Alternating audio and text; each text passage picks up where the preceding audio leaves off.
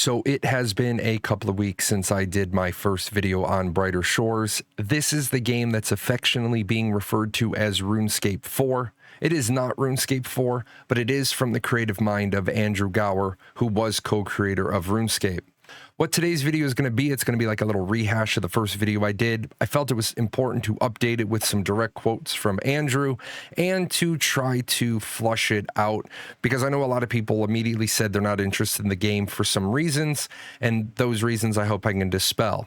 So obviously, first and foremost, this is Andrew Gower's passion project. He has been working on this game for over a decade.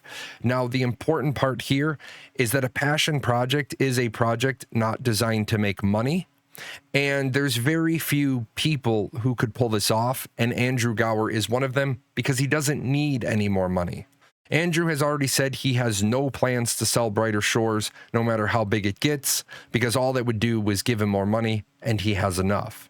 Now, I know a lot of people are going to say that's great that the guy making the game feels that way, but what about the publisher? And gamers, we hate publishers because they want to squeeze the last penny out of our wallet. Interestingly enough, there is no publisher, and Andrew has said, there's no one breathing down my neck. Now, with that said, this is going to be one of those first places that people are going to be taken aback by the game. It is going to be monetized with a free-to-play with premium pass model. The problem here, gamers are going to associate free-to-play with either pay-to-win or a rampant bot problem, or aggressive monetization in some other way. And none of those are true. There are hours and hours of content you can play for free. However, if you want more stories, professions, and places to explore, you can buy a premium pass. A premium pass gives you many benefits, including access to all the released episodes. So what you see right here is if you're playing on the free-to-play model, you get access to Hope Port and Hope Forest. And if you're playing on the premium pass, you get access to everything, including player-to-player trading. Now, in my first video, I talked about player-to-player trading being locked behind that premium pass, and some people don't like that. They think if they can't trade, that's too restrictive. Well, I understand that, but free-to-play is automatically going to make people think, doesn't that mean bots? Now, the easy way to deal with that is to not give free-to-play players the ability to player-to-player trade. But what I really liked about Brighter Shores and what I really liked about Andrew's statement is he wants to take that to a whole new level. He said on the topic of bots, yes, this is something I've considered at length. I have tried to design the game from the ground up such that bots shouldn't ruin the economy or the game. Truthfully, I think what developers run into is a problem. They build the whole game, and in the last month they say, what are we going to do about gold sellers? What are we going to do about bots?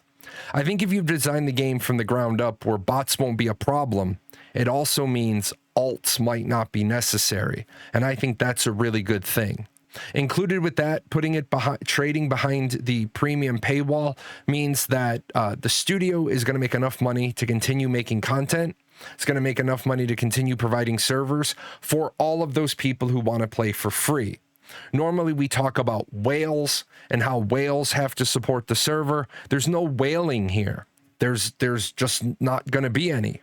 With that said, Andrew doesn't believe in microtransactions. He believes in building a product and then giving it all to the players behind the premium pass. So you're not going to be paying that $1 or that $5 per some small DLC or some new zone or new room or new this or new that. If you have the premium pass, you have access to all the content. What's the price? Although the game is scheduled to come out in Q3 of 2024, which is less than 6 months from now, we don't know the price yet. We don't know how the monetization is going to be structured. We just know that it is the premium pass. What about the gameplay? Now, here's where the game is similar to RuneScape. It is going to be a point-and-click grid-based system. Now, here's where it stops being similar to RuneScape. It's not tick-based. It is much more responsive. Now, I understand the idea of tick-based. I understand server ticks. I understand, latency, but I'm not really qualified to explain it. There's a video up there in the right-hand corner. If you're not understanding what tick-based is, that creator does an amazing job explaining it. And the truth of the matter is, I think the RuneScape players who don't like the tick-based system are going to be very happy finding out that Brighter Shores is not tick-based. What about open world? Brighter Shores is not an open world MMO. Brighter Shores is very much a room-based MMO. You are intended to go into rooms and do things, be it combat, craft, gather, role play, whatever. And then when you want to do something else, you move to a different room. Somebody actually asked, can I harvest trees for 14 straight hours? And the answer was, well, you can, but the game is meant to be more diverse than that. Now, you are going to get some classes. You are going to have Cryo Knight, Guardian, and Hammer Mage. Now, one criticism I did see written up about Brighter Shores is that there are only 3 classes. And I think that could be fine, considering how many artisan classes there are. Now, you know, you get those 3 characters per account, and they all share one premium pass. So I think that if you have 3 classes, maybe that's all the alts you're going to need. Maybe you're not going to need alt accounts. Maybe you can just enjoy the game with 1 account. And I know RuneScape players are probably like, there's no way. Just give it a try. As far as crafting, and I do apologize, I did put crafting here, but I probably should have put the artisan system. You are going to have quite a few things to do. You can fish, you can forage, you can be a chef, you can be a woodcutter, a miner, or an alchemist. You can be a stonemason, a merchant, or a blacksmith, and a few more. Now, I don't know if all of those options are the ones available to free players, and there's more that are for premium only. I just don't have that piece of information. That's something I'm waiting to get definitive answer on.